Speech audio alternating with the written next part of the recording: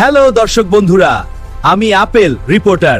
আজ আমরা জানবো এই বাজারের ফলগুলো আসলে কি গুণের মালিক। চলুন ধরি প্রথম শিকার। এই যে কলা ভাই, বলুন তো আপনার গুণ কি?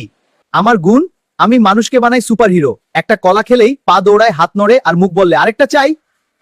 মানে আপনি জিমে না গিয়েই জিম করান? একদম, আমি প্রাকৃতিক জিম। ভাই, আপনার বিশেষত্ব কি? আমি ফলের রাজা। আম খেলে মানুষ বলে ওফ কি মিষ্টি জীবন। আপনি কি প্রেমের ফল?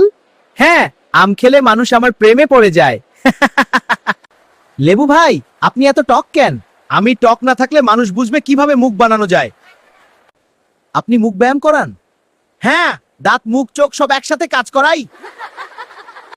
তরমুজ ভাই, আপনার গুণ কি? গরমে মানুষ আমাকে খায়, আমি তাদের ভেতরের আগুন নিভাই।